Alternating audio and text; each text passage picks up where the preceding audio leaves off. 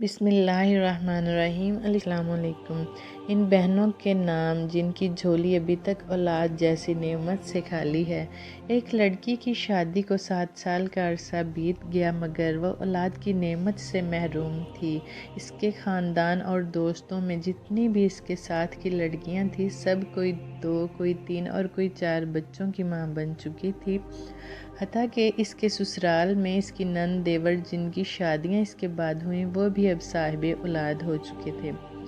جہاں ہر وقت اسے لوگوں کی اور سسرال والوں کی چپتی نظروں اور چپتے سوالوں کا سامنا کرنا پڑتا، وہیں وہ خود بھی ہر پل اپنی سونی گود کی وجہ سے دکھی اور پریشان رہتی۔ اس کی رپورٹس میں بھی ڈاکٹروں نے تقریباً نا امیدی ظاہر کی، جس پر ہر وقت وہ دکھی رہنے لگی، مگر دل میں ایک امید بھی رہتی کہ اللہ سے بڑا کوئی ڈاکٹر نہیں، وہ چاہے تو کچھ بھی ناممکن نہیں۔ کبھی بہت زیادہ دل اداس ہوتا تو چھپ کر اپنے کمرے میں جی بھر کر رو لیتی۔ کوئی بھی اس کی تکلیف کو نہیں سمجھ پا رہا تھا کہ وہ اولاد نہ ہونے کی وجہ سے خود کتنی تکلیف اور اذیت سے گزر رہی ہے۔ سسرال والے تو باتیں کرتے ہی تھے مگر سسرالی رشتہ دار ہمسایوں کی باتیں جلتی پر تیل کا کام کرتی، اور اس کی ساس وہ باتیں بعد میں کر دیتی کہ دل چاہتا وہ مر جائے یا کہیں دور چلی جائے ان لوگوں سے۔ پھر وہ ہر نماز میں رو رو کر بس اللہ سے ایک ہی فریاد کرنے لگ گئی، وہ اسے اولاد کی نعمت سے نواز دے۔ وقت گزرنے کے ساتھ جب اس کی دیورانی کے ہاں چوتھے بچے نے جنم لیا تو ساس کے طعنوں میں اور شدت آ گئی کہ یہ تو بانجھ ہے، میرا بیٹا بے اولاد رہے گا۔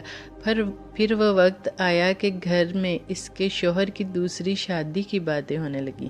ایک دن وہ اپنے دیور کے بچے کو گود میں لے کر پیار کر رہی تھی کہ نہ جانے اس کے دل کو کیا ہوا، وہ بچے کو وہیں لٹا کر اپنے کمرے میں آئی اور ایسا روئی کہ سب گھر والے جمع ہو گئے۔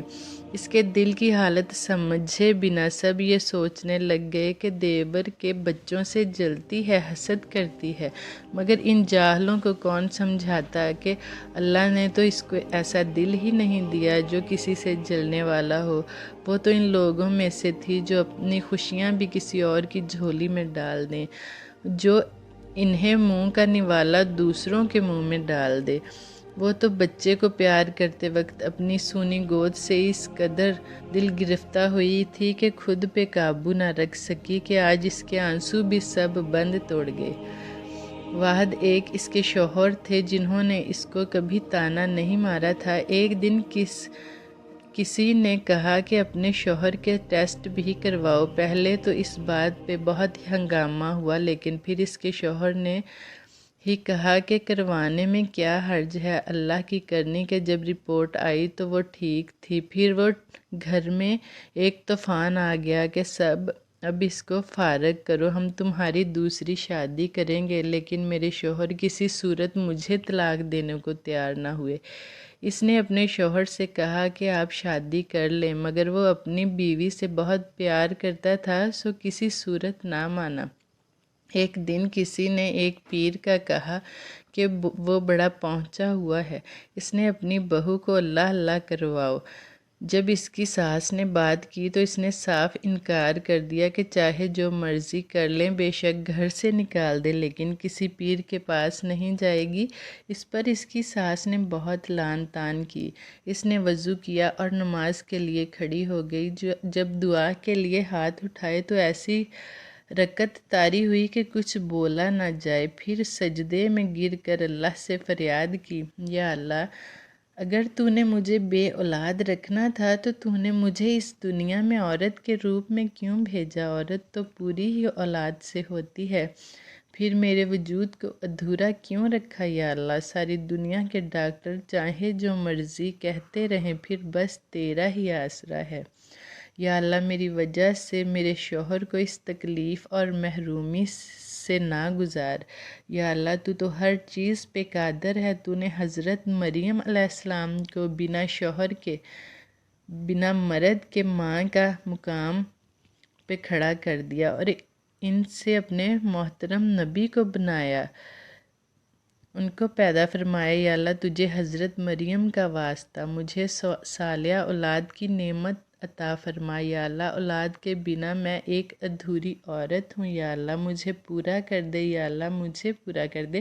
اس رات سجدے میں رو رو کر اس نے ایسی فریاد کی کہ اس کی آہ و بکا سن کر کائنات کی ہر چیز اس کی شاہد سفارشی بن گئی۔ اللہ پہ اس کا بھروسہ جیت گیا اور چند ہفتوں بعد وہ ہوا جو کسی کو امید نہ تھی۔ ڈاکٹر بار بار اس کی رپورٹس دیکھ رہے تھے، پھر اس کو زندگی کی نوید سنائی گئی کہ وہ ماں بننے والی ہے۔ بنا کسی کی پرواہ کیے وہ ہاسپٹل کے فرش پر ہی سجدہ ریز ہو گئی۔ اس لیے چاہے کچھ بھی ہو جائے، کبھی بھی کسی حالت میں بھی مایوس مت ہوں۔ اللہ بڑا کارساز ہے، لوگ کچھ بھی کہیں، بس اللہ پہ بھروسہ رکھیں، نہ کبھی کسی کا برا سوچیں نہ برا کریں۔ دل کی زمین کو ہمیشہ صاف رکھیں اور اللہ پاک پر ہمیشہ بھروسہ رکھیں۔